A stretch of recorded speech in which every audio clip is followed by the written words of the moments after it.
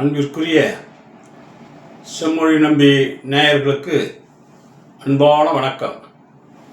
அருமைக்குரிய நேயர்களே, செம்மொழி நம்பி டிவியை சப்ஸ்கிரைப் செய்து விட்டீர்களா? அன்பு கூர்ந்து இதுவரை சப்ஸ்கிரைப் செய்யாதவர்கள் சப்ஸ்கிரைப் செய்து உங்களது நல்ல ஆதரவை எங்களுக்கு வழங்கும்படி அன்போடு கேட்டுக்கொள்கிறேன். அருமைக்குரிய நேயர்களே, தேர்தல் நெருங்கிக் கொண்டிருக்கிறது. தேர்தல் என்றால் இது நமக்கு இருக்கின்ற தேர்தல், தமிழக சட்டமன்றத்தில் இருக்கின்ற தேர்தல். இதிலே யார் நம்மை ஆழ்வார்கள், ஆண்டு கொண்டிருப்பவர்களா, இனிமேல் ஆள வருபவர்களா என்பது ஒரு கேள்வியாக வைத்து நம்முடைய செம்மொழி நம்பி சென்னை மாவட்டத்திலே அடங்கியிருக்கின்ற 17 தொகுதிகளிலே மட்டும் சென்று ஆங்காங்கே இருக்கும் பொதுமக்களிடம் நாம் ஒரு ஜெராக்ஸிலே அச்சடித்து யார் முதல்வராக வர வேண்டும் என்று கேள்வியை எழுப்பி எந்த கட்சி ஆட்சிக்கு வந்தால் நன்றாக இருக்கும் என்று சென்னையிலே மட்டும் 17 தொகுதிகளுக்கு சென்று மக்களிடம் கேட்டோம். அவர்கள் தந்த பதில்கள் உண்மையிலே சுவாரஸ்யமாக இருப்பதுடன் ஒரு நல்ல முடிவை எடுத்திருக்கிறார்கள் என்று நினைக்கின்ற பொழுது உண்மையிலே மக்கள் எல்லாம் சரியாகத்தான் கணக்கு போடுகிறார்கள் என்று நிதர்சனமாக தெரிகிறது.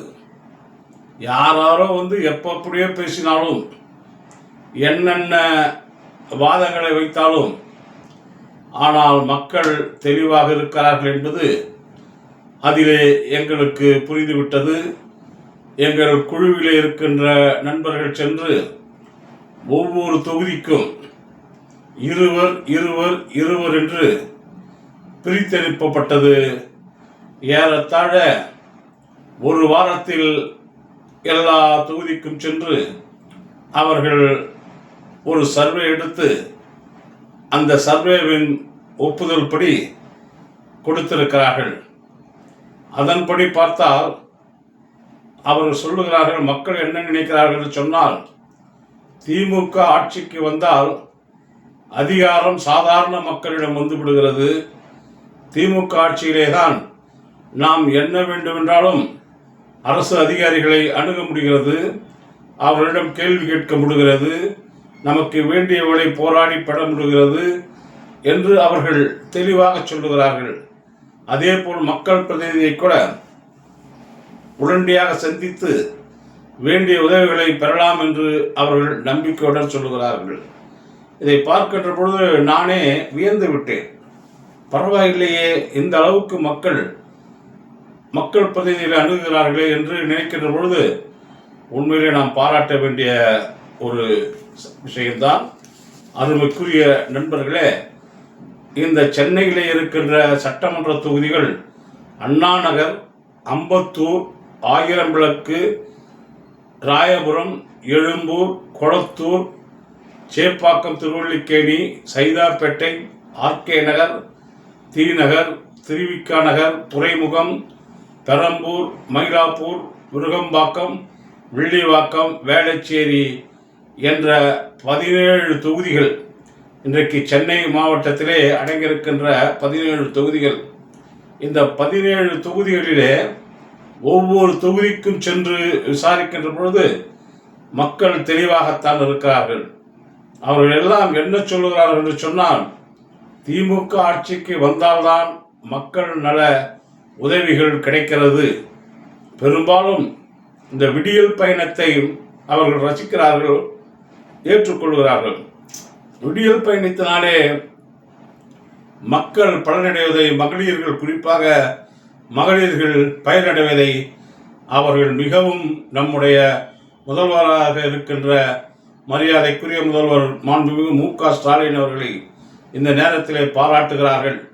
அது மட்டும் கிடையாது, சிலருக்கு உதவித்தொகை, நான் இருக்கிறேன், உங்களுக்கு அண்ணனாக, தம்பியாக உங்களுக்கு நான் இருக்கிறேன் என்று சொல்லி மகளிருக்கு உரிமை தொகை என்று 2000 என்று மாதா மாதம் அவர் வழங்குவதை மக்கள் இன்றைக்கு அதை முழுமையாக ஏற்றுக்கொண்டு அவரை பாராட்டுகிறார்கள். ஆனால் ஒரு சிலருக்கு கிடைக்கவில்லை. அவர்கள் எங்களுக்கு வேண்டும் என்று சொல்லுகிறார்கள். ஆனால் அவர்களுக்கு சில காரியங்களால் அவர்களுக்கு பரிந்துரை செய்யாமல் அதிகாரிகள் விட்டுவிட்டார்கள். அவர்களையும் நாம் புறக்கணிக்காமல் அவர்களுக்கு எவ்வளவு செய்ய முடியுமோ அதை செய்து தர வேண்டும் என்று இந்த நேரத்திலே நம்முடைய செம்மொழி நம்பி டிவியின் சார்பிலே கேட்டுக்கொள்கிறோம். அதே போல நண்பர்களே, பொதுவாக திமுக ஆட்சியில் என்னென்ன நன்மைகள் இந்த சென்னை மாவட்டத்திற்கு நடந்தது என்பதை மிகவும் துல்லியமாக வைத்திருக்கிறார்கள் பொதுமக்கள். நான் உண்மையிலே அவருடைய ஏதோ சாதாரணமாக நினைத்து விட்டேன்.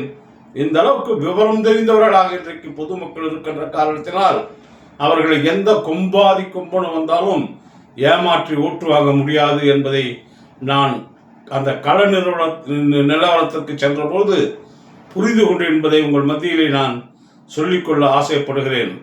அருமை நண்பர்களே, கலைஞர் நூற்றாண்டு உயர் சிறப்பு மருத்துவமனை என்று கிண்டியில் ஆரம்பித்திருக்கிறார்கள்.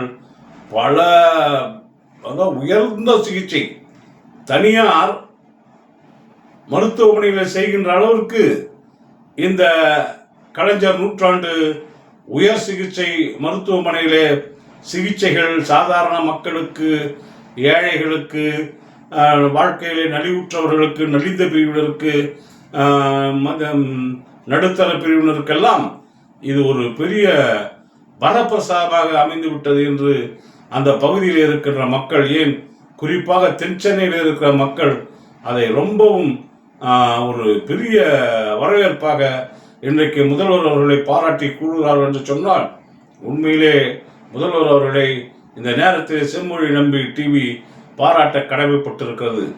அதே போல MC ராஜா ஹாஸ்டல் கல்லூரி மாணவர்களுக்காக சைதாப்பேட்டையிலே MC ராஜா ஹாஸ்டல் அந்த பட்டியலின பிரிவு மக்களுக்காக பிரம்மாண்டமாக கட்டி திறந்திருப்பதை, இந்த ஆட்சி செய்திருப்ப நல்ல வகைகளை மக்கள் நினைவிலே வைத்திருக்கிறார்கள், பாராட்டுகிறார்கள். அதுபோல் மட்டுமில்லை நண்பர்களே, வட சென்னை வளர்ச்சி திட்டத்திற்கென்று ஏறத்தாழ 2352 கோடி பணத்தை வாரி வழங்கியிருக்கிறார் நம்முடைய முதல்வர் அவர்கள். அதை மறந்துவிட முடியாது, மன்னிக்க வேண்டும். 6858 கோடி 6858 கோடி பணத்தை 235 பணிகளுக்காக நம்முடைய முதல்வர் அவர்கள் வாரி வழங்கியிருக்கிறார்கள் சொன்னால், இந்த சென்னை மாநகர மக்கள் மீது அவருக்கு எவ்வளவு ஒரு அன்பு இருக்கிறது. இந்த சென்னை மாநகரம் சிறக்க வேண்டும் என்ற காரணத்தினால்தான் ஆங்காங்கே முதல்வர் அவர்கள் மெட்ரோ ட்ரெயின் சிஸ்டத்தை உருவாக்கி செயல்படுத்திக் கொண்டிருக்கிறார். மத்திய அரசிலே அவர்கள் சரியான முறையிலே அதற்கு நிதியுதவி செய்யவில்லை என்றாலும் நம்முடைய முதல்வர் அவர்கள் எடுத்துக்கொண்ட காரியத்தை வெற்றியுடன் செயல்படுத்த வேண்டும் என்ற காரணத்தால் விடாமுயற்சியுடன் ஆங்காங்கே மெட்ரோ பணி வேலைகள் திறம்பட நடந்து கொண்டிருக்கிறது என்பதை மக்கள் பார்த்து கொண்டிருக்கிறார்கள், புரிந்து கொண்டிருக்கிறார்கள். அதனால் முதல்வரை பாராட்டி கொண்டிருக்கிறார்கள். அது மட்டுமில்லை நண்பர்களே, பெரியார் அரசு மருத்துவமனை, எது சென்னையில் பெரியார் அரசு மருத்துவமனை என்று கொளத்தூர் தொகுதியிலே திறக்கப்பட்டிருக்கிறது. குளத்தூரிலே அந்த குளத்தூரிலே திறக்கப்பட்ட அந்த மருத்துவமனை அந்த பகுதியிலே இருக்கின்ற மக்கள் அவர்கள் பயன்படுத்துகின்ற அளவுக்கு மூலக்கடை, குளத்தூர், பெரம்பூர் இப்படிப்பட்ட பகுதிகளில் இருக்கின்ற மக்கள் பயன்படுத்துகின்ற அளவுக்கு அங்கே ஒரு மருத்துவமனையை உருவாக்கி தந்திருக்கிறது நம்முடைய திமுக அரசு. அதற்காகவும் நம்முடைய முதல்வர் மு.க. ஸ்டாலின் அவர்களை மக்கள் பாராட்டுகிறார்கள் என்று பார்க்கின்ற பொழுது உண்மையிலே செம்மொழி நம்பியும் அந்த பாராட்டுகளிலே கலந்து கொள்கிறது. அதே போல நண்பர்களே, கண்ணப்பர் திரையிலே புதியதாக ஒரு விளையாட்டு அரங்கம் கட்டப்பட்டிருக்கிறது, மைதானம். சிறப்பான முறையிலே அந்த கண்ணப்படுத்தலை கட்டியிருக்கிறார்கள். அது விளையாட்டினருக்கு ஊக்கப்படுத்துகின்ற அளவுக்கு இந்த சென்னை மாவட்டத்திலே சிறப்பாக அமைந்திருக்கிறது.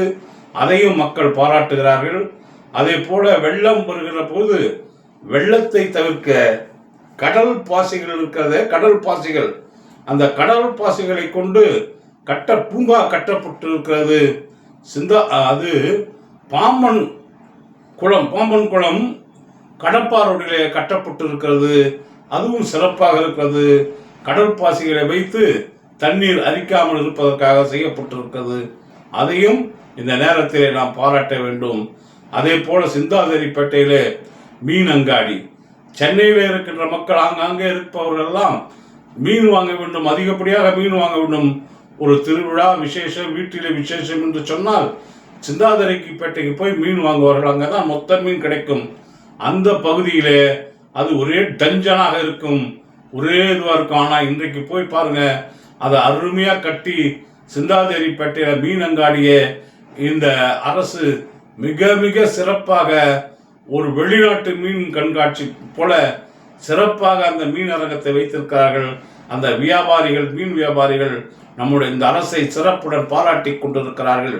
அது மட்டும் கிடையாது நண்பர்களே, சுனாமி உங்களுக்கு தெரியும். சுனாமி நேரத்தில் அந்த சுனாமியால் பாதிக்கப்பட்டவர்களுக்கு என்று அருமைக்குரிய தோழர்களே சுனாமி கோட்ரஸ் கட்டப்பட்டிருக்கிறது.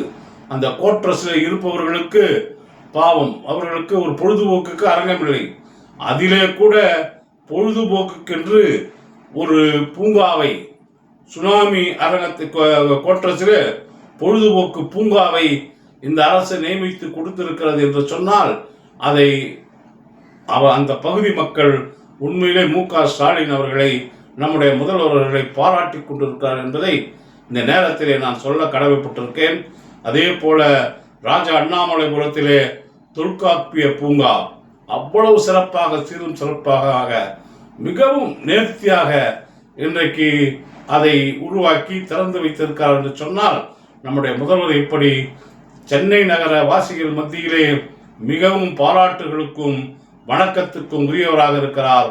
ஆகவே இந்த மக்கள் சென்னையை பொறுத்தவரை 17 தொகுதியும் திமுக தான் வெல்லும், அதற்கு தான் வாய்ப்பு இருக்கிறது என்று சொல்லி அருமைக்குரிய நண்பர்களே நன்றியுடன் வணங்குகிறேன்.